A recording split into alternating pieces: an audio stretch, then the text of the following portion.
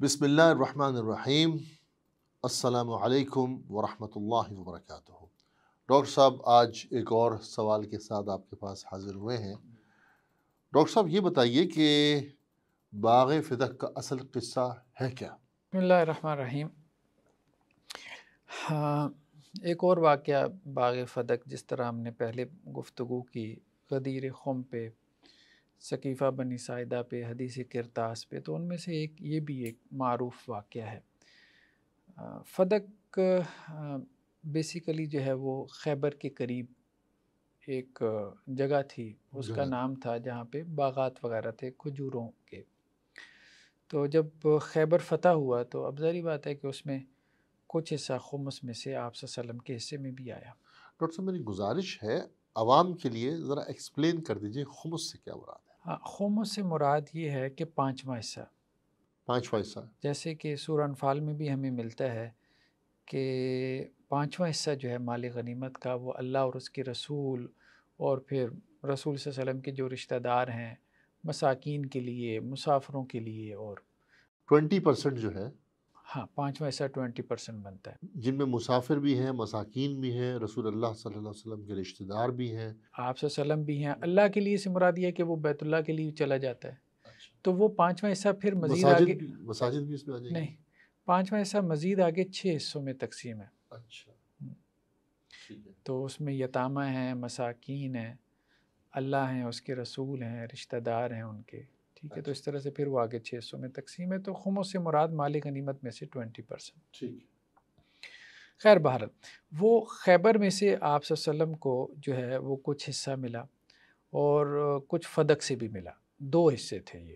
تو یہ خمس تھا، ہاں، تو اس میں صرف یہ نبی صلی اللہ علیہ وسلم کا تو نہیں تھا نا، باقی یتامہ مساکین کا بھی تھا اس میں؟ نہیں دیکھیں، ایک متعین حصہ تو آپ صلی اللہ علیہ وسلم کا بھی تو اچھا، تھا نا، اس میں سے ایک متعین ہاں حصہ۔ متعین حصہ تو وہ ٹھیک۔ خمس میں سے ہی تھا نا۔ ٹھیک۔ تو یہاں پہ یہ الفاظ یہ ہیں کہ ایک تو یہ ہے کہ آپ صلی اللہ علیہ وسلم کو مدینہ میں جو مال فے ملا تھا، مدینہ میں بھی یہودیوں کے 3 قبیلے تھے نا۔ مال فے بتا دیجئے کیا ہوتا ہاں، ہے؟ مال فے یہ ہوتا ہے کہ بغیر جنگ کے جو مال مسلمانوں کے ہاتھ لگے۔ اچھا، اب وہ مال جو ہے نا وہ مال غنیمت نہیں ہے، مال غنیمت تو تقسیم ہوتا ہے نا سپاہیوں میں۔ بغیر جنگ کے ہاتھ ملے کیا مطلب؟ جیسے اب آپ دیکھیں کہ بنو نذیر تھے، آپ صلی اللہ علیہ وسلم نے جو ہے وہ ان کا محاصرہ کیا، جب وہ چھوڑ کے چلے گئے۔ ہاں وہ پریشر میں آ کے چھوڑ کے چلے گئے، بغیر جنگ کے جو ہے وہ مال ہاتھ آ گیا، ٹھیک ہے۔ اچھا اچھا۔ تو اب اس میں چونکہ جنگ نہیں ہوئی تو سپاہیوں کا حصہ نہیں ہے، تو اب یہ کہہ رہے ہیں کہ جی ایک تو وہ مدینہ کا مال فے تھا جو آپ صلی اللہ علیہ وسلم کو ملا تھا، وہ بیت المال میں بھی جاتا ہے، اس میں پھر آپ صلی اللہ علیہ وسلم کو بھی کا بھی حصہ ہے۔ پھر فدق میں سے آپ صلی اللہ علیہ وسلم کا حصہ تھا، پھر خیبر کے خمس میں سے، خیبر اور ساتھ میں فدق دونوں جگہ پہ آپ صلی اللہ علیہ وسلم کا حصہ تھا۔ تو یہ 3 طرح کے حصے تھے، آپ کہہ لیں، یہ صرف فدق کا مسئلہ نہیں تھا، کچھ خیبر کا تھا، کچھ مدینہ کا تھا۔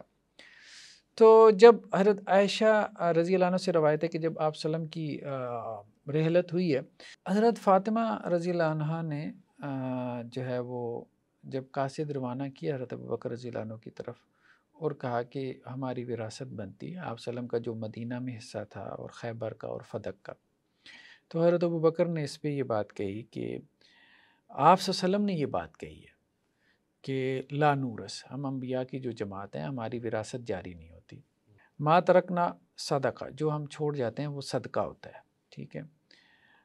انما یأکل آل محمد فی ھذا المال، باقی یہ ہے کہ آل محمد جو ہے وہ اس مال میں سے کھا پی سکتے ہیں، یعنی مال فے میں سے، اچھا، مال فے میں سے کھا پی سکتے ہیں۔ مال فے میں سے کھا پی سکتے ہیں، ٹھیک ہے۔ مال فے جو ہے وہ تو ایک پبلک پراپرٹی ہو جاتی تھی نا، بیت المال میں چلا جاتا، جو بغیر لڑائی کے حاصل ہو وہ مال فے ہے، اس میں سے کھا پی سکتے ہیں۔ اس میں سے کھا پی سکتے ہیں۔ باقی جو تو مال غنیمت ہے، متعین حصے کے طور پہ آیا ہے مال غنیمت میں خمس کے طور پہ، تو وہ آپ صلی اللہ علیہ وسلم کا متعین حصہ ہے، نو ڈاؤٹ آپ صلی اللہ علیہ وسلم کا حصہ تھا۔ جب تک آپ صلی اللہ علیہ وسلم جو ہے وہ حیات تھے تو آپ اس میں سے خود بھی لیتے تھے اور اپنے گھر والوں کے لیے بھی خرچہ نکالتے تھے۔ ٹھیک۔ اس پہ ہم اصل میں ابھی آگے چل کے گفتگو کرتے ہیں، بات کھلے گی۔ ہمارے ہاں لوگوں میں بہت غلط فہمی ہے، اچھا، بہت غلط فہمیاں ہیں، بالکل کانسیپٹ ہی اور ہے۔ کس قسم کا؟ وہ ابھی ہم آگے چلتے ہیں، بات کھولیں گے نا ہم آہستہ آہستہ، جی، تو ایک عجیب بات سامنے آئے گی۔ بہت سے لوگ کہیں گے اچھا یہ بات تھی، تو ہم نے تو آج تک سنی نہیں یہ بات، حالانکہ واضح طور پہ حدیثوں میں لکھی ہے۔ ایک بات تو یہاں ابھی یہ معلوم ہوئی کہ حضرت ابوبکر نے یہ کہا کہ مال فے میں سے آپ صلی اللہ علیہ وسلم نے کہا کہ لے سکتے ہیں۔ دوسرا جو آپ صلی اللہ علیہ وسلم کا متعین حصہ تھا، مال فے متعین حصہ نہیں تھا، وہ تو پبلک پراپرٹی تھی نا، ٹھیک، سب اس میں شامل تھے، ٹھیک، تو اس میں سے جب سب شامل تھے تو اہل بیت بھی شامل ہیں، وہ اس ٹھیک، میں سے لے سکتے ہیں۔ اوکے، دوسرا جو فدق اور خیبر کا ہے وہ تو متعین حصہ تھا آپ صلی اللہ علیہ وسلم کا، وہ آپ صلی اللہ علیہ وسلم اس کے مالک اور اونر رہے اپنی زندگی میں، خود بھی لیتے رہے اور اپنے رشتہ داروں کو بھی دیتے رہے، ازواج کو بھی دیتے رہے۔ آپ صلی اللہ علیہ وسلم کی وفات کے بعد اب وہ صدقہ ہے، ٹھیک ہے۔ اچھا، یہ جو بات ہے نا آپ صلی اللہ علیہ وسلم کی وفات کے بعد یہ صدقہ ہے، اس پہ ابھی ہم تفصیل میں آگے گفتگو کریں گے۔ اس کے ایک خاص میننگ ہے، ٹھیک ہے، ٹھیک ہے۔ اس کا مطلب یہ نہیں کہ اس سے اہل بیت کو نہیں ملے گا، یہ اس کا مطلب نہیں ہے، یہ ہم آگے چل کے کھول دیں۔ اچھا، اب اس پہ اعتراض یہ کیا جاتا ہے کہ جی یہ تو حضرت ابوبکر رضی اللہ عنہ سے اختلاف تھا حضرت فاطمہ کا، جب اختلاف تھا تو اختلاف میں خود انہی کی روایت کیسے معتبر ہو سکتی ہے؟ اچھا، مطلب دوسرے لوگ اعتراض کرتے ہیں، ٹھیک ہے، ہمارے نزدیک تو معتبر ہے حضرت ابوبکر کی روایت، ٹھیک، ٹھیک ہے، لیکن وہ دوسرے لوگ، کچھ لوگ یہ اعتراض کرتے ہیں کہ چونکہ ان کا اختلاف تھا حضرت فاطمہ تو رضی اللہ عنہ سے، تو وہ خود ہی راوی ہیں اس روایت کے، وہ معتبر کس طرح ہو سکتا تو وہ ہمارے نزدیک معتبر نہیں ہے۔ کچھ لوگوں نے یہ اعتراض کر دیا، ٹھیک۔ ٹھیک ہے۔ بات یہ ہے کہ یہ روایت صرف حضرت ابو بکر سے نہیں ہے، اور بھی صحابہ سے، جیسے ہمارے سامنے صحیح مسلم کی روایت ہے حضرت ابو ہریرہ سے، اچھا، ان کا تو کوئی اختلاف نہیں تھا اس قسم کا، جی، حضرت فاطمہ رضی اللہ عنہ سے یا اہل بیت سے۔ انہوں نے کہا کہ اللہ کے نبی صلی اللہ علیہ وسلم سے روایت کرتے ہوئے کہ آپ صلی اللہ علیہ وسلم نے کہا کہ لا نورث ما ترکنا صدقہ، ہم نبی جو ہیں ہمارا کوئی وارث نہیں بنے گا۔ علمی وارث ہوتے ہیں انبیاء کے، العلماء ورثۃ الانبیاء، لیکن انبیاء جو کچھ چھوڑ جاتے ہیں مال و دولت یا ایسٹ، وہ سب بیت المال میں چلا جاتا ہے، صدقہ ہو جاتا ہے، وراثت آگے جاری نہیں ہوتی۔ یہ انبیاء کی ایک شان ہے کہ وہ جاتے ہوئے اس شان کے ساتھ جاتے ہیں کہ جو کچھ ہے وہ سب اللہ کے لیے چھوڑ جائے، یعنی یہ ایک نیکی کی بات ہے نا، بہت بڑی نیکی کی بات ہے صحیح بات، اگر آپ اس اعتبار سے سوچیں تو یہ انبیاء کا ایک بہت بڑا مقام اور مرتبہ ہے۔ اور اس میں یہ بھی بات ایک آ جاتی ہے کہ انبیاء نے دیکھیں کچھ چھوڑا نہیں، اپنی اولاد کے لیے چھوڑا نہیں ہے۔ یعنی یہ جو لوگ ہمارے ہاں ایک منفی ذہن بنا لیتے ہیں، جیسے کہ نان مسلمز بھی، کہ دیکھیں جی دین کے نام پہ کھایا تو نہیں ہے، اس طرح سے سوچتے ہیں نا، تو انبیاء جو ہے نا وہ اپنی زندگی میں تو جتنا ان کو ضرورت ہوتا ہے بیسک نیڈ کی حد تک وہ لے لیتے ہیں، لیکن اس کے بعد سب صدقہ کر جاتے ہیں۔ تو اس سے یہ پتہ چلتا ہے کہ انہوں نے دین سے کچھ نہیں لیا، دین کو دیے ہی دیے ساری زندگی۔ صحیح بات۔ اچھا، اب ہمارے سامنے ایک اور روایت ہے صحیح بخاری کی 6730، حضرت عائشہ رضی اللہ عنہ سے، کہ جب آپ صلی اللہ علیہ وسلم جو ہے دنیا سے چلے گئے تو ازواج مطہرات نے یہ ارادہ کیا کہ حضرت عثمان رضی اللہ عنہ کو حضرت ابو بکر کے پاس بھیجیں کہ اپنی وراثت کا مطالبہ کریں۔ اچھا، دوبارہ بیان کیجئے۔ حضرت عثمان جب آپ صلی اللہ علیہ وسلم دنیا سے چلے گئے، اب دیکھیں نا، صرف بیٹی کا تو حصہ نہیں ہے، بیوی کا بھی تو حصہ ہے نا، ٹھیک ہے، وراثت میں بیوی کا بھی حصہ ہے، ایسے ہی ہے، ٹھیک ہے۔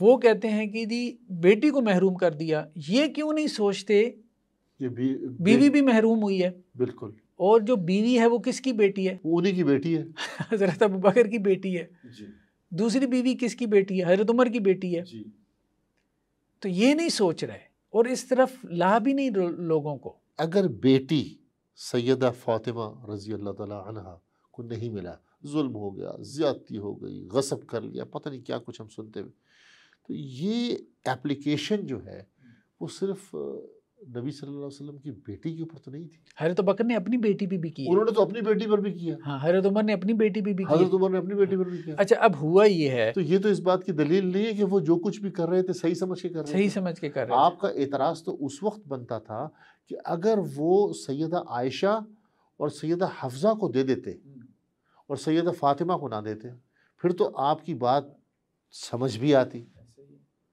جب انہوں نے اپنی بیٹیوں کو بھی نہیں دیا، یعنی کہ سیدہ عائشہ کو بھی نہیں دیا، سیدہ حفصہ کو بھی نہیں بیویوں کو بھی نہیں دیا، یعنی نبی صلی اللہ علیہ وسلم کی بیویوں کو بھی یعنی نہیں، اپنی تو بیٹی تھی ان نا، کی تو اپنی بیٹیاں تھیں، اور رسول اللہ صلی اللہ علیہ وسلم کی بیٹیوں کو بھی نہیں دیا۔ تو آپ ان سے اختلاف رکھنا چاہتے ہیں، آپ کی مرضی ہے، لیکن اس بات کو تو ماننا پڑے گا کہ وہ ایک پرنسپل پہ کھڑے تھے۔ ہاں ایک پرنسپل۔ آپ ان کے پرنسپل سے اگری نہ کریں اپنی سوجھ بوجھ کے مطابق، لیکن یہ تو مانے بغیر کوئی چارہ نظر ہی نہیں آتا کہ وہ پرنسپل پہ کھڑے تھے۔ پھر آپ یہ بات کریں نا کہ انہوں نے اللہ کے رسول صلی اللہ علیہ وسلم کی بیٹی کو بھی نہیں دیا، اپنی بیٹی کو بھی نہیں دیا، جی ہاں، اپنی بیٹی کو بھی نہیں دیا، رسول اللہ صلی اللہ علیہ وسلم کی بیٹی دونوں کو کا بھی حصہ بنتا تھا، دونوں کو نہیں دیا، پھر ایسے بات کر لیں۔ ہاں پھر دیکھیں پھر یہ بات آپ کی بڑی امپورٹنٹ ہے، تو پھر آپ اپنے ممبروں پر یوں بیان کیجئے کہ اللہ کے رسول صلی اللہ علیہ وسلم کی بیٹی کو بھی نہیں دیا اور اپنی بیٹی کو بھی نہیں دیا۔ تو یہ صحیح بخاری کی روایت ہے کہ ازواج جو ہیں وہ انہوں نے حضرت عثمان کو حضرت ابو بکر کی طرف بھیجنے کا ارادہ کیا رضی اللہ عنہ، کہ وہ ازواج مطہرات کی وراثت کا مطالبہ کریں۔ تو یہ بات ازواج مطہرات کر رہی تھی۔ حضرت عائشہ رضی اللہ عنہ نے کہا کہ کیا اللہ کے رسول نے یہ نہیں کہا تھا کہ ہماری یعنی انبیاء کی وراثت تقسیم نہیں ہوتی، جو کچھ چھوڑ جائیں وہ صدقہ ہوتا ہے؟ تو اس پہ پھر ازواج رک گئی، اس پہ پھر ازواج رک گئی، انہوں نے حضرت عثمان کو نہیں بھیجا۔ تو کہنے کا مقصد یہ ہے کہ ایک یہ بات پیدا ہو جانا، یا یہ بات سنی تھی تو ذہن میں نہ رہ جانا، یا سنی ہی نہیں تھی، یہ ایک علیحدہ مسئلہ ہے، اس میں کوئی حرج والی بات نہیں کہ اس کی بنیاد پہ انہوں نے وراثت کا مطالبہ کیا، لیکن جب بات سامنے آ گئی تو پھر وہ فوراً پیچھے ہو گئی، رجوع کر لیا، یا ان کو یاد آ گئی تو انہوں نے رجوع کر لیا۔ اچھا، دوسری بات یہ ہے کہ یہ جو بات کرتے ہیں کہ حضرت فاطمہ رضی اللہ عنہ جو ہے نا اس بنیاد پہ حضرت ابو بکر سے ناراض ہو گئیں، یہ بات صحیح بخاری میں ہے 4240 کہ جب حضرت ابو بکر نے انہیں کہا کہ آپ صلی اللہ علیہ وسلم نے یہ بات کہی ہے کہ یہ سب صدقہ ہوتا ہے، یہ وراثت نہیں ہے، تو حضرت فاطمہ رضی اللہ عنہ جو ہے وہ حضرت ابو بکر سے ناراض ہو گئیں اور ان سے جو ہے وہ میل ملاقات ترک کر دی۔ پھر مطلب 6 ماہ تک وہ اس کے بعد حیات رہیں اور انہوں نے حضرت ابو بکر رضی اللہ عنہ سے کوئی بات چیت نہیں کی۔ اچھا، اس چیز کو بنیاد بنا کے ایک اور روایت بیان کرتے ہیں کہ جس نے فاطمہ کو ناراض کیا، اس نے آپ صلی اللہ علیہ وسلم نے کہا کہ جس نے فاطمہ میرے جگر کا ٹکڑا ہے، جس نے فاطمہ کو ناراض کیا اس نے مجھے ناراض کیا، یا جس نے فاطمہ کو رنجش پہنچائی اس نے مجھے رنجش پہنچائی۔ حالانکہ یہ روایت جو ہے وہ حضرت علی کے بارے میں ہے۔ جی اس کا بیک گراؤنڈ تو کچھ اور ہے۔ یہ ہمارے سامنے صحیح مسلم کی روایت ہے 2449، ٹھیک ہے۔ تو حضرت کہنے کا مقصد یہ ہے کہ حضرت فاطمہ رضی اللہ عنہ حضرت ابو بکر سے اس بات پہ ناراض ہو گئیں، ٹھیک ہے۔ یہ ایک ٹھیک ہے حقیقت ہے، لیکن اس کا مطلب یہ نہیں ہے کہ حضرت فاطمہ رضی اللہ عنہ اگر کسی سے ناراض ہو جائیں تو اب جو ہے نا وہ بندہ غلط ہے، اس کا یہ مطلب نہیں ہے۔ اگر اس کا یہ مطلب ہے تو پھر حضرت فاطمہ رضی اللہ عنہ تو حضرت علی سے ناراض ہوئی تھی۔ جب حضرت علی رضی اللہ عنہ کو دوسرا نکاح کرنا، ہاں دوسرے نکاح کا جب ان کا مسئلہ سامنے آیا تھا، یہ جیسے صحیح مسلم کی روایت ہے کہ حضرت مسور بن مخرمہ یہ کہتے ہیں کہ آپ صلی اللہ علیہ وسلم جو ہے وہ ممبر پر یہ فرما رہے تھے کہ بنو ہشام جو ہیں انہوں نے مجھ سے اجازت چاہیے کہ وہ اپنی بیٹی کی شادی علی بن ابی طالب سے کریں، یعنی حضرت علی سیکنڈ میرج کرنا چاہ رہے تھے بنو ہشام میں۔ تو بنو ہشام آپ صلی اللہ علیہ وسلم کے پاس آ گئے کہ آپ کی بیٹی حضرت علی کے گھر ہے، تو حضرت علی یہ چاہ رہے ہیں کہ ہماری طرف دوسرا نکاح کریں۔ تو آپ صلی اللہ علیہ وسلم نے ممبر پہ کھڑے ہو کے کہا کہ میں انہیں اجازت نہیں دیتا، میں انہیں اجازت نہیں دیتا، میں انہیں اجازت نہیں دیتا۔ اگر ابن ابی طالب کو پسند ہے تو پہلے میری بیٹی کو طلاق دے اور پھر ان کی بیٹی سے شادی کر لے، کیونکہ میری بیٹی میرے جسم کا حصہ ہے، جو چیز اسے پریشان کرے وہ مجھے پریشان کرتی ہے، جو چیز اس کو تکلیف دے وہ مجھے تکلیف دیتی ہے۔ تو یہ روایت تو حضرت علی کے بارے میں تھی اور اس کو معاذ اللہ فٹ کیا جاتا ہے حضرت ابو بکر پہ، وہ اس کو جنرلائز کرتے ہیں۔ جنرلائز کر دیکھیں فاطمہ رضی اللہ عنہ کا ایک مسئلہ تھا، ظاہری بات ہے عورت پسند نہیں کرتی، اور عورت کا یہ فطری معاملہ ہے کہ سوکن کے حوالے سے اس کے جو جذبات ہوتے ہیں، لیکن تو ان کے بھی جذبات تھے۔ اب ایسے میں جو ہے وہ کوئی بندہ یہ اٹھ کے کہہ دے، مثلا کوئی ناسبی جو ہے وہ کہے کہ جی دیکھیں حضرت علی رضی اللہ عنہ نے اپنے اس فیصلے سے حضرت فاطمہ کو ناراض کیا، اور وہ ٹھیک ہے، اور پھر اس پہ اللہ کے رسول صلی اللہ علیہ وسلم بھی ناراض ہوئی، اس قدر ناراض ہوئی ہے کہ آپ صلی اللہ علیہ وسلم نے خطبہ دے دیا اور کہا کہ میں اجازت نہیں دیتا، اور حضرت علی رضی اللہ عنہ جو ہے اگر پسند کرے تو میری بیٹی کو طلاق دے دیں، بڑی مجلس میں یہ بات کہہ دی۔ اچھا صرف یہ نہیں کہا، اور ناسبی کہتے بھی ہیں یہ، ہاں ناسبی یہ کہتے آپ بھی ہیں۔ ناسبیوں کا اگر ہم لٹریچر دیکھیں تو اس میں بہت کچھ اس قسم کی چیزیں ملیں گی۔ اچھا اس میں جو ہے وہ ایک اور روایت ہے یہ ہمارے سامنے، اس میں یہ لیکن ڈاکٹر صاحب ادھر ایک مسئلہ ہے، ایک بات میرا خیال ہے عوام کی وضاحت کے لیے ضروری ہے کہ حضرت علی کے اس دوسرے نکاح سے جو منع کیا گیا تھا، نہیں وہ آگے روایت میں پڑھ رہا ہوں، اس میں بات آ رہی ہے، اسی کی طرف ہم جا رہے ہیں۔ ایک اور روایت میں یہ بات ہے کہ یہی حضرت جو ہے وہ مسور بن مخرمہ سے روایت ہے کہ حضرت علی نے حضرت فاطمہ کی موجودگی میں ابو جہل کی بیٹی سے، جس کا نام جمیلہ انہوں نے لکھا ہے بریکٹ میں، اس کو پیغام میں نکاح دیا تھا۔ تو اب ظاہر بات ہے مسلمان ہوگی جیسے ابو جہل کا بیٹا اکرمہ وہ بھی مسلمان ہو گئے تھے۔ اچھا تو آپ صلی اللہ علیہ وسلم نے ممبر پہ کھڑے ہو کے صحابہ کو جو ہے وہ خطاب کیا اور آپ نے کہا کہ فاطمہ مجھ سے ہے اور مجھے ڈر ہے کہ وہ اس رشتے کی وجہ سے، یعنی حضرت علی رضی اللہ عنہ کے سیکنڈ میرج کی وجہ سے ان کا دین جو ہے وہ کسی فتنے میں مبتلا نہ ہو جائے۔ تو بنیادی طور پہ یہ جو انکار تھا دوسری شادی سے متعلق، اس کا سبب ابو جہل کی بیٹی تھا، نہ کہ دوسری شادی کرنا تھا، کیونکہ اس سے ہمارا آج کل کا طبقہ اس کو دوسری شادی کے رد پہ یہ حدیث سناتے ہیں۔ نہیں اس میں آگے چل کے یہ الفاظ بھی ہیں کہ آپ صلی اللہ علیہ وسلم نے جو ہے یہ بات کہی کہ میں نے بنو عبد شمس میں اپنے اقدامات کا تذکرہ کیا، ٹھیک ہے، عاص بن ربیع، کہ میں نے وہاں پہ جو ہے وہ اپنی بیٹی دی، تو آپ نے کہا کہ وہ میرے بڑے اچھے داماد ثابت ہوئے اور انہوں نے جو باتیں مجھ سے وعدے کیے تھے میری بیٹی کے حوالے سے تو وہ انہوں نے پورے بھی کیے، تو میں جو ہے نا وہ کسی حلال کو حرام نہیں کر رہا۔ آپ صلی اللہ علیہ وسلم نے یہ بات کی، ہاں دوسری شادی حلال ہے، میں اس کو حرام نہیں کر رہا اور نہ کسی حرام کو حلال بناتا ہوں، لیکن اللہ کی قسم رسول کی بیٹی اور اللہ کے دشمن کی بیٹی ایک ساتھ جمع نہیں، اصل وجہ یہ بات تھی۔ اچھا تو اب جو ہے نا ایک تو یہ روایت آ گئی، دوسری روایت ہمارے سامنے صحیح بخاری کی ہے 441 کہ حضرت سہل بن سعد کہتے ہیں کہ اللہ کے رسول حضرت فاطمہ کے گھر آئے تو حضرت علی نہیں تھے رضی اللہ عنہ، تو آپ صلی اللہ علیہ وسلم فرمایا تمہارے چچا زاد کدھر ہیں؟ تو انہوں نے کہا جی ہمارے درمیان کچھ جھگڑا ہوا ہے، تو وہ مجھ سے ناراض ہو کے چلے گئے۔ پھر اللہ کے رسول صلی اللہ علیہ وسلم نے کسی شخص کو کہا کہ بھائی دیکھو علی کہاں پر ہیں رضی اللہ عنہ، تو وہ شخص آیا اور کہنے لگا کہ وہ مسجد میں سو رہے ہیں۔ تو آپ صلی اللہ علیہ وسلم مسجد میں گئے تو حضرت علی لیٹے ہوئے تھے اور ان کے جو ہے نا وہ جسم پہ مٹی بھی لگ گئی تھی، ایک طرف سے جو ہے وہ چادر ہٹی ہوئی تھی تو جسم پہ، تو پھر آپ صلی اللہ علیہ وسلم نے اس وقت ان کو کہا ابو تراب، مٹی کے باپ ابو تراب اٹھو، یعنی یہ لقب آپ صلی اللہ علیہ وسلم نے حضرت علی کو اس وقت دیا تھا اور پھر اس وقت سے وہ ابو تراب کے نام سے۔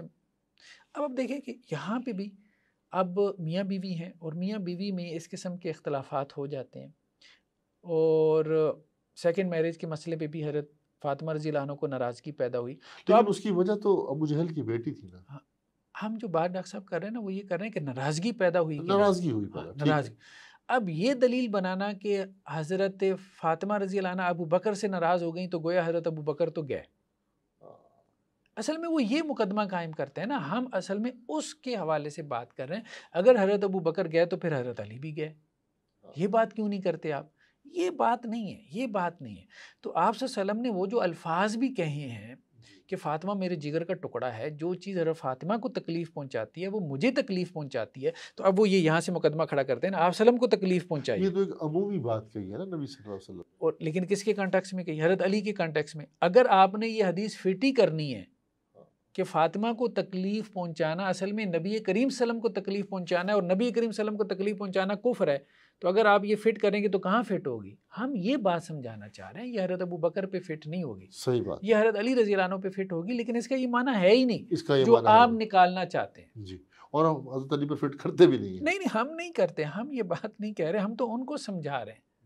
ٹھیک، اب جہاں تک بات ہے فدق کے معاملے کو سمجھنے کی، ایک تو یہ معاملہ تھا کہ جی فدق میں حصہ نہیں ملا تو حضرت فاطمہ ناراض ہو گئیں، اس کو معاملے کو اچھالا جاتا ہے. تو ہم نے کہا کہ وہ ناراض حضرت علی سے بھی ہوئی ہیں, ٹھیک ہے, سیکنڈ میرج کے مسئلے میں. تو یہ کوئی ایسی بات نہیں ہے, صحابہ میں آپس میں اس قسم کی بات ہو جاتی تھی. جیسے حضرت علی جو ہے وہ کہتے تھے کہ مجھے رنجش پیدا ہو گئی حضرت ابوبکر سے, بعد میں صلح بھی ہو گئی, دونوں نے ایک دوسرے کی تعریف بھی کی اور معاملہ رفع دفع ہو گیا. اچھا, اب جہاں تک معاملہ ہے فدق کا, تو حضرت ابوبکر کے زمانے میں تو یہ ہوا کہ حضرت فاطمہ رضی اللہ عنہا نے قاصد بھیجا اور حضرت ابوبکر نے نہ اپنی بیٹی کو دیا, نہ ازواج کو دیا, نہ ان کو دیا. اس کے بعد حضرت عمر رضی اللہ عنہ خلیفہ بن گئے.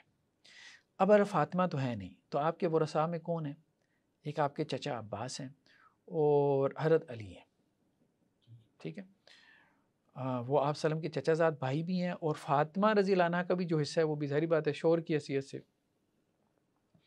یہ صحیح بخاری کی روایت ہے 7305 کہ حضرت عمر رضی اللہ عنہ جو ہیں ان کے ایک دربان تھے جن کا نام تھا یرفع.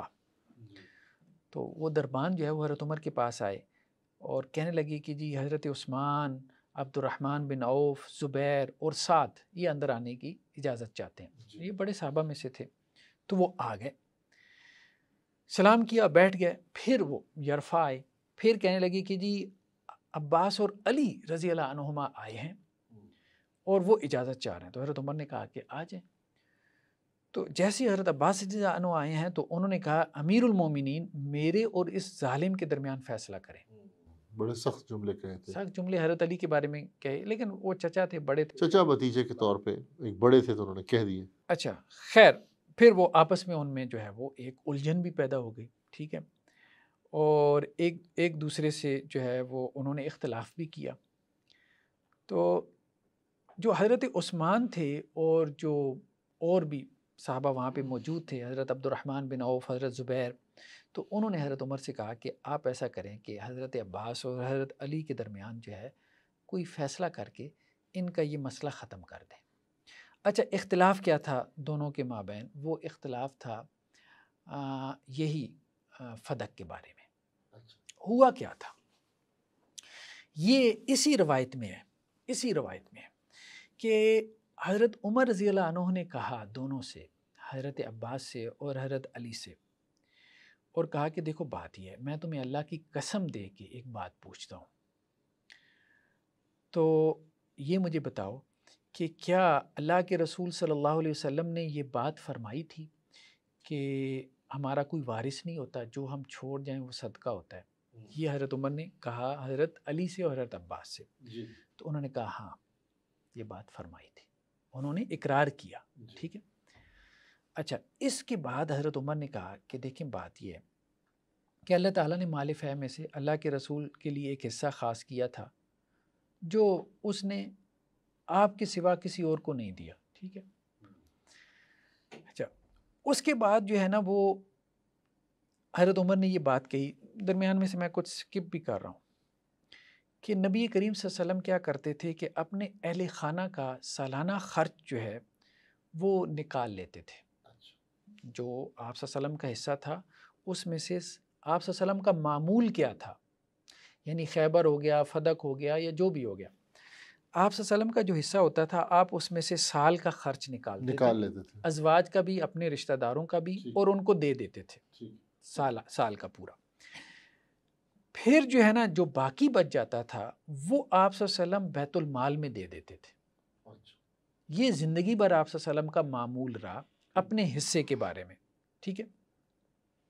تو پھر حضرت عمر نے کہا کہ میں تمہیں اللہ کی قسم دے کے کہتا ہوں کہ کیا ایسا ہی تھا؟ تو سب نے کہا کہ جی ایسا ہی تھا, بلکہ حضرت علی اور حضرت عباس رضی اللہ عنہ نے بھی کہا کہ ایسا ہی تھا, ٹھیک. اب جو ہے وہ حضرت عمر نے کہا دیکھیں بات یہ ہے, اللہ کے وسلم کا تو یہ معمول تھا, آپ صلی اللہ علیہ وسلم چلے گئے, پھر حضرت ابو بکر خلیفہ بن گئے, تو حضرت ابو بکر نے وہی کام کیا جو آپ صلی اللہ علیہ وسلم کا معمول تھا. کیا کہ اس حصے میں سے سال کا خرچہ دیا ہے.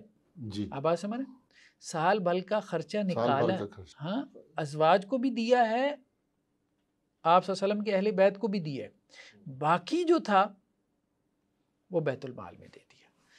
حضرت ابو بکر رضی اللہ عنہ کے یہ جو الفاظ ہیں نا کہ میں وہی کروں گا جو رسول اللہ صلی اللہ علیہ وسلم کرتے تھے, یہ وہ بات ہے کہ آپ وسلم کیا کرتے تھے، سال کا خرچہ نکال کے باقی بیت المال میں دے دیتے تھے۔ تو پھر اختلاف کس چیز کا تھا؟ اختلاف یہ تھا کہ یہ حضرات کہتے تھے کہ اس کی اونرشپ آپ ہمیں ٹرانسفر کر دیں۔ اچھا، حضرت ابو بکر یہ کہتے تھے کہ ہم منتظم ہیں، یعنی آپ صلی اللہ علیہ وسلم کے نائب ہم ہیں خلیفہ کے طور پہ۔ اب یہ مال جو ہے نا یہ پبلک پراپرٹی ہے، تو بطور منتظم ہم آپ کو سال کا خرچہ دیں گے، ٹھیک ہے۔ تو پہلے بھی تو ان کو خرچہ ہی ملتا تھا نا جب- باقی ہاں پہلے بھی آپ صلی اللہ علیہ وسلم بھی خرچہ ہی دیتے تھے، آپ صلی اللہ علیہ وسلم نے تو اونرشپ نہیں دی تھی، ٹھیک ہے۔ تو یہ کہتے تھے کہ چونکہ آپ صلی اللہ علیہ وسلم چلے گئے ہیں تو یہ آپ کی وراثت ہے، تو اونرشپ ہمارے پاس منتقل ہو گئی ہے، اچھا، ہم تک منتقل ہوگی۔ ٹھیک ہے، اس پہ وہ یہ کہتے تھے کہ نہیں، آپ صلی اللہ علیہ وسلم نے کہا کہ اونرشپ منتقل نہیں ہوتی، انبیاء کی وراثت منتقل نہیں ہوتی، بلکہ آپ صلی اللہ علیہ وسلم کا جو معمول تھا وہ بھی سپورٹ کر رہا ہے اس بات کو کہ سال کا خرچہ ملے گا، باقی جو ہے وہ پبلک پراپرٹی میں جائے گا، بیت المال میں جائے گا۔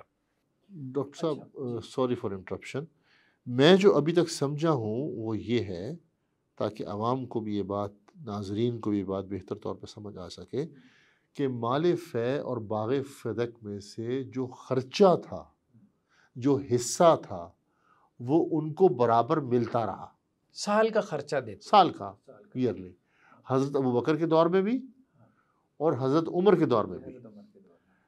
اختلاف صرف اس بات پہ تھا کہ وہ جو مال غنیمت کا خمس تھا وہ ان کو ٹرانسفر ہو جائے ایز این اونرشپ۔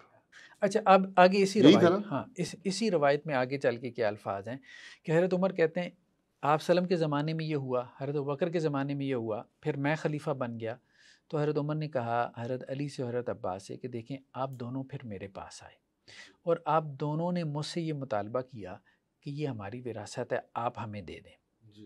حالانکہ میں سال کا خرچہ نکال رہا تھا، میں بھی نکال رہا تھا، لیکن آپ دونوں نے کہا کہ یہ جائیداد ہمارے حوالے کر دیں، تو میں نے آپ دونوں کو یہ بات کہی کہ یہ آپ کا حصہ نہیں بنتا، آپ صلی اللہ علیہ وسلم کی حدیث کے مطابق یہ آپ کا حصہ نہیں بنتا، لیکن بات یہ ہے کہ اگر آپ اصرار کر رہے ہیں تو آپ یہ بات کہیں دونوں، اللہ کے ہاں ہم جواب دیں ہیں، آپ ہمیں دے دیں۔ اب بات سمجھ رہے ہیں؟ حضرت عمر نے یہ بات کہی کہ آپ یہ رسپانسبلٹی اٹھائیں دونوں، جی، کیونکہ مجھ تک جو روایت پہنچی ہے یا حضرت ابوبکر نے جو عمل کیا ہے اس کے مطابق تو یہ اونرشپ ٹرانسفر نہیں ہوتی، لیکن آپ دونوں کا اصرار ہے کہ جی ہمیں دے دیں۔ اچھا وہ یہ بھی ہو سکتا ہے کہ ان کے ذہن میں یہ بات بھی ہو جی، کہ ایڈمنسٹریٹر بطور بجائے اس کے کہ حکمران ہو تو ہم کیوں نہ ایڈمنسٹریٹر بن جائیں، ٹھیک ہے، بطور اونر ہم نہ لیں، بطور ایڈمنسٹریٹر لے لیں۔ یہ ایک تعویل کی جا ہاں، سکتی ہے، ہو بالکل سکتا ہے ٹھیک۔ ان کے ذہن میں ہو، کیونکہ انہوں نے اقرار کیا تھا دونوں حضرات نے کہ یہ حدیث ہمارے علم میں جی، رضی اللہ عنہ۔ ٹھیک، تو اب حضرت عمر یہ کہتے ہیں کہ انہیں یاد کروا رہے ہیں حضرت علی کو، حضرت عباس رضی اللہ عنہ کو، کہ آپ دونوں آئے، حضرت علی تو اپنی بیوی کی طرف سے میراث لینے کے لیے آئے اور حضرت عباس اپنے بھتیجے کی طرف سے یعنی اللہ کے رسول کی طرف سے میراث لینے کے لیے آئے، ٹھیک ہے۔ تو میں نے تمہیں یہ کہا تھا کہ یہ جائیداد تقسیم نہیں ہو سکتی، لیکن اگر تم چاہتے ہو تو تمہیں دے دیتا ہوں، اور تم پر اللہ کا عہد اور وعدہ ہے کہ اس میں وہی عمل کرو گے جو رسول اللہ صلی اللہ علیہ وسلم نے کیا اور جو ابو بکر نے کیا اور میں نے جب کہ میں ولی بنا۔ یعنی حضرت عمر نے کہا کہ وعدہ میں یہ لے رہا ہوں کہ تمہیں بطور ایڈمنسٹریٹر دے رہا ہوں، تاکہ تم یہ نہ کہو کہ چلیں جو ہے نا ہو سکتا ہے انتظام سنبھال لیں، تم انتظام سنبھال لو، لیکن یہ ہے کہ تم نے کرنا یہی ہے، تو اونرشپ تو پھر بھی ٹرانسفر نہیں کر رہے تھے۔ تم دونوں حضرات نے یہی کرنا ہے یا کہ آپ جو ہے وہ سال کا خرچہ نکال لیں اپنا، ٹھیک ہے، اپنی فیملی کا، اور باقی جو ہے وہ پبلک میں تقسیم کر دیں، ٹھیک ہے۔ اس بنیاد پہ حضرت عمر کہتے ہیں کہ میں نے دیا، ٹھیک ہے، حضرت علی کو کہا اور حضرت عباس کو کہا۔ اچھا ہوا یہ کہ وہ دونوں جو ہیں حضرت علی اور حضرت جو ہے وہ عباس رضی وہ لے گئے، اس بنیاد پہ لے گئے، اچھا، یعنی وہ کہتے ہیں ملا نہیں ہے تو لے لیا انہوں نے، لے لیا۔ اچھا اب کیا ہوا، حضرت عمر کہتے ہیں کہ یہ تب میں نے اس شرط پر وہ جائیداد تمہارے حوالے کر دی، یہ صحیح مسلم کی روایت کے الفاظ ہیں، اس شرط کے اوپر حوالے کر دی۔ اب ہوا یہ کہ جب وہ گئے ہیں تو آپس میں پھر ان میں اختلاف ہو گیا، ان میں اختلاف ہو گیا آپس میں، کہ اس کی ایڈمنسٹریشن کس کے پاس ہو یا کتنے حصے کی کس کے پاس ہو۔ اب جب ان میں اختلاف ہوا ہے تو وہ پھر آئے ہیں حضرت عمر کے پاس کہ آپ سے فیصلہ کرواتے ہیں. اب بات سمجھیں جہاں سے روایت شروع ہوئی تھی. یعنی اس کو اگر میں پوائنٹس میں کروں، باغ فدق رسول اللہ صلی اللہ علیہ وسلم کے زمانے میں مال غنیمت کے طور پہ تھا جی، اس میں ایک حصہ رسول اللہ صلی اللہ علیہ وسلم کے نام کا تھا جو رسول اللہ صلی اللہ علیہ وسلم سالانہ اپنے گھر والوں کو، رشتہ داروں کو اور مختلف لوگوں کو دیتے تھے. نبی صلی اللہ علیہ وسلم کے بعد اور اس میں سے جو باقی بچ جاتا تھا بیت وہ المال مال غنیمت وہ سوری بیت المال میں جاتا تھا. رسول اللہ صلی اللہ علیہ وسلم کے بعد بھی رسول اللہ صلی اللہ علیہ وسلم کے گھر والوں کو جو حصہ بنتا تھا وہ ملتا رہا، لیکن وہ اونرشپ ٹرانسفر چاہتے تھے جو کہ حضرت ابوبکر نے کہا کہ نہیں ہو سکتا، کیونکہ انبیاء کا مال جو ہے وہ صدقہ ہوتا ہے. اور وہ اونرشپ سیدہ عائشہ کو بھی نہیں ملی اور سیدہ حفصہ کو بھی نہیں ملی. بات ایسے ہی چلتی رہی. حضرت عمر کے زمانے میں دوبارہ آئے حضرت علی اور حضرت عباس، باقی صحابہ اس بات پہ گواہ تھے، اور حضرت عمر نے کہا کہ کیا آپ کو اس بات کا علم ہے کہ انبیاء کی جو مال ہوتا ہے وہ وراثت نہیں ہوتی، صدقہ ہوتی ہے؟ انہوں نے کہا جی بالکل. تو ان کو ان کے اصرار پر بحیثیت ایڈمنسٹریٹر ان دونوں کے حوالے کر دیا، وہ جائیداد حوالے کر تو دے دیا. پھر اس کے بعد حضرت علی اور حضرت عباس، چچا اور بھتیجا، ان میں بھی آپس میں اختلاف ہو گیا. یہ تو نہیں بتاتے.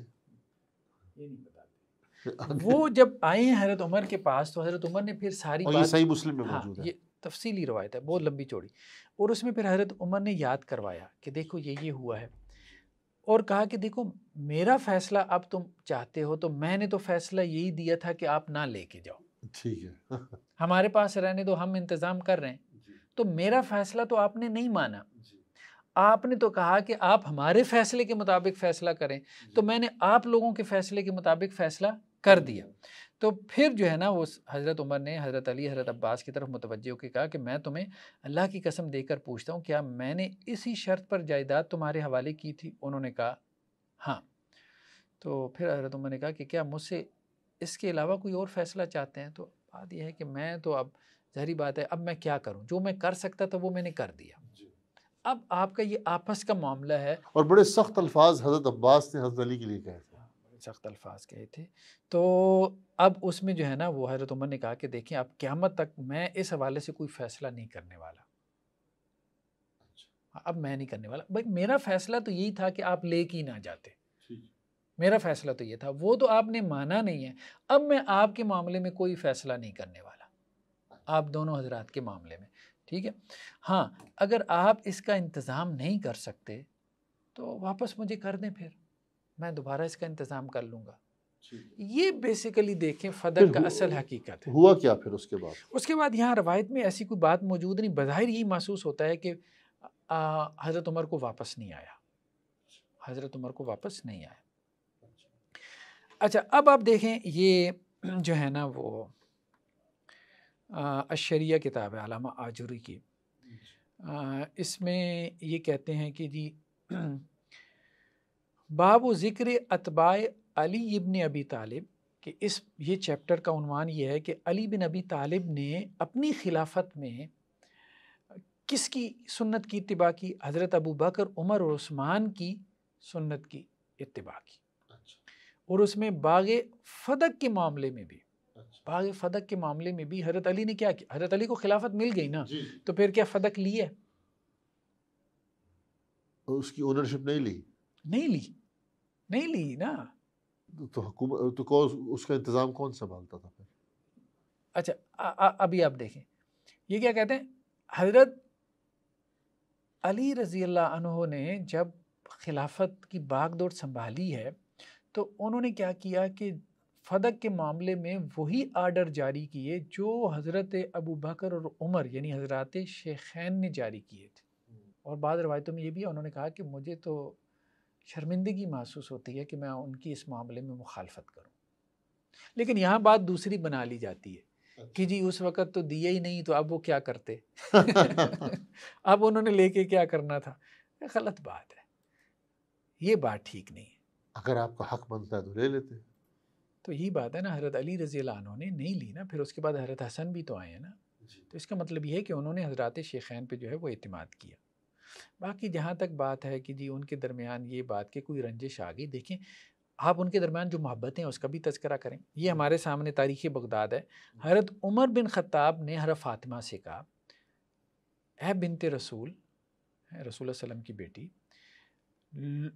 لوگوں میں جو ہے یعنی مردوں میں مجھے آپ کے والد سے زیادہ کوئی محبوب نہیں ہے، اور آپ کے والد کے بعد مجھے سب سے محبوب آپ ہیں، یعنی نبی کی بیٹی، نبی کے بعد مجھے سب سے زیادہ محبوب نبی کی بیٹی۔ یہ روایت ہے حضرت عمر سے۔ تو ان کی محبتوں کا تذکرہ کیوں نہیں کرتے؟ صحیح بات، ان کی محبتوں کا تذکرہ کیوں نہیں کرتے؟ اسی طرح سے جو ہے وہ یہ ایک اور روایت ہے ہمارے سامنے جس میں یہ ہے کہ حضرت ابو بکر، یہ پہلی بھی گزری ہے کہ حضرت علی جو ہے وہ اور حضرت ابو بکر کا جب معاملہ ہوا صلح کا، مصالحت کا، اور اس میں دونوں نے تقریریں کی تو رضی اللہ عنہما، تو حضرت ابو بکر نے کیا کہا تھا کہ مجھے اپنے رشتہ داروں سے زیادہ نبی کریم صلی اللہ علیہ وسلم کے رشتہ دار محبوب ہیں۔ اسی طرح آپ دیکھیں یہ ہمارے سامنے یہ شجرے ہیں کہ اہل بیت کے خاندان میں اور ابو بکر کے خاندان میں کہاں کہاں شادیاں ہوئیں۔ اچھا، ہاں، یہ آپ کے سامنے یہ امیج ہے، یہ جو سیم کلر کے ہیں نا، یہ ہم پھول بنے ہوئے ہیں سیم کلر کے، یہ یلو ہے، یہ یلو ہے، ٹھیک ہے، اور یہ پرپل ہے، یہ پرپل ہے، تو اس طرح سے یہ آپس میں شادیاں ہوئی ہیں۔ پھر دوسرا یہ ہمارے سامنے سلائیڈ ہے کہ اہل بیت کے خاندان میں اور حضرت عمر فاروق کے خاندان میں جو شادیاں ہوئی ہیں، سبحان اللہ، اگلی نسلوں میں، تو اگر وہ ان کا حصہ کھا گئے تھے تو شادیاں بیٹیاں کیوں دیتے رہے؟ یہی تو بات ہے۔ ہاں، اگر یہ لوگ حضرات شیخین معاذ اللہ ان کا حصہ کھا گئے تھے ان کے بڑوں کا، تو ان کے چھوٹے ان کو بیٹیاں کیوں دیتے رہے؟ یہی تو بات ہے ڈاکٹر صاحب، دیکھیں پھر نا، سب سے زیادہ جو ہمیں ملتا ہے، بس ایک آخری بات پھر آپ اپنا تبصرہ کریں، کہ اہل بیت اور حضرت عثمان رضی اللہ عنہ کے خاندان میں جو رشتہ داریاں تھیں، اور سب سے زیادہ یہاں پر ہے ہاں بنو امیہ کے ساتھ سب سے زیادہ رشتہ داری ہے۔ جی دیکھیں ڈاکٹر صاحب، بات یہ ہے کہ ایک تو کچھ باتیں تو ایسی ہیں جو ہم کو قصہ گو ٹائپ لوگ جو ہوتے ہیں، کہانی ساز، وہ بتاتے ہیں، جس کے نہ کوئی سر ہوتا ہے، نہ کوئی پیر، نہ کوئی سند ہوتی ہے، بس جو ان کے منہ میں آتا ہے وہ بتاتے چلے جاتے ہیں۔ وہ تو بڑی خطرناک بات ہے، وہ تو سن کے ایسے لگتا ہے جس طرح کوئی کفر اور اسلام کی ان کے درمیان آپس میں بغض اور عداوت تھی۔ لیکن آپ کی بات درست ہے کہ جب ہم ان کی آپس میں رشتہ داریاں دیکھتے ہیں، آج بھی اگر مجھے یہ پتہ چلے کہ کوئی میرے والد صاحب یا میرے کوئی دادا کا خون کا پیاسا تھا، ان کو وہ قتل کرنا چاہتا تھا، یا اس نے ان کی زمین پر قبضہ کر لیا، میں اس کے خاندان میں، اسے گھر میں شادی تو نہیں کروں گا، میں اپنی بیٹیاں دوں گا، میں نہ اپنی بیٹی دوں گا، نہ اس سے بیٹی لوں گا۔ ایک جس طرح ابو جہل والا معاملہ ہوا نا، دیکھیں نا، وہ ابو جہل کی اصل بات یہ نہیں تھی کہ وہ دوسری شادی کے خلاف تھے۔ حضرت علی نے کئی نکاح کیے، کہ صحابہ اکرام میں ایک عام رواج تھا، خود رسول اللہ صلی اللہ علیہ وسلم نے کئی نکاح کیے۔ اصل بات یہ تھی کہ ایک بحیثیت انسان ابو جہل کی بیٹی کے ساتھ شادی پسند نہیں تھی۔ تو ایسے ہی اگر ایسی کوئی بات ہوتی تو حضرت علی اپنے بیٹے کا نام ابو بکر رکھتے، حضرت حسن اپنے بیٹے کا نام ابو بکر رکھتے۔ حضرت علی نے اپنی بیٹی دی ہے، جی، حضرت علی نے اپنی بیٹی دی ہے، اور آپس میں حضرت عمر رضی اللہ عنہ جی کو، جی پھر حضرت حسین اپنے بیٹے کا نام ابو بکر رکھتے، اور اس طرح بے شمار شادیاں آپس میں ہوتی۔ تو یقیناً ایسے ہی لگتا ہے کہ بحیثیت انسان ہو سکتا ہے بعض معاملات میں کچھ رنجش ہو گئی ہو، جس طرح ہو جاتی ہے، ایک خاندان میں ہو جاتی ہے، خاندانوں میں ہو جاتی ہے، بھائی بہنوں میں ہو جاتی ہے، کوئی چھوٹی موٹی جس طرح ہوتی ہے، وہ دشمنی نہیں تھی، کوئی کفر اور اسلام کا معاملہ نہیں تھا، رنجش ہو جاتی ہے، وہ آج بھی ہو جاتی ہے۔ تو یہ تو ممکن ہے، لیکن اس کو جو ایک خاص رنگ دیا جاتا ہے وہ پھر اس کی بنیاد پہ پارٹیاں بنا کے دو کہ ایک طرف آل بیت تھے، دوسری طرف صحابہ تھے، اور ایک کہانی بنائی جاتی ہے، وہ پھر مبالغہ ہے، نفرت، اس میں اتنا مبالغہ کر دیا جاتا ہے تو ایسے لگتا ہے جس طرح کہیں ایک اسلام ہے اور ایک جگہ کفر ہے۔ نہیں، ایسا نہیں، یہ انسان ایسا ہو نہیں سکتا کہ اسی کو ہمارے یہاں کہتے ہیں بات کا بتنگڑ بنا۔ بات کا پتنگڑ بنا۔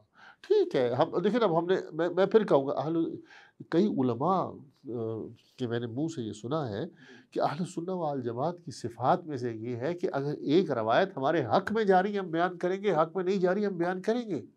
اب آپ مجھے بتائیں، اگر ہم نے پارٹی بازی بنانی ہو تو کیا ہم یہ بات بیان کریں گے کہ حضرت فاطمہ جو تھی وہ ناراض ہو گئی تھی حضرت ابوبکر نہیں سے؟ بیان کریں گے۔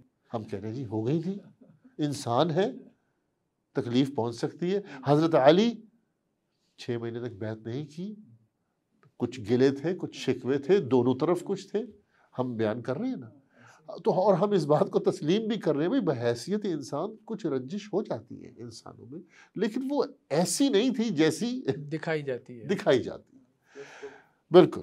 تو شیخ ایک دفعہ دوبارہ آپ کا بہت بہت شکریہ، ماشاءاللہ آپ نے بہت اچھی وضاحت کی اور ہر چیز کو بڑے ہی بہتر انداز میں کلیئر کیا، اور تمام شکوک و شبہات جو پھیلائے جاتے ہیں اس کو آپ نے بہت اچھے طریقے سے واضح کیا۔ اللہ تعالیٰ آپ کو جزائے خیر دے۔ ناظرین آپ کا بہت بہت شکریہ، انشاءاللہ نئے سوال کے ساتھ آپ کے پاس دوبارہ حاضر ہوں گے۔ اس وقت تک اللہ حافظ، السلام علیکم ورحمۃ اللہ وبرکاتہ۔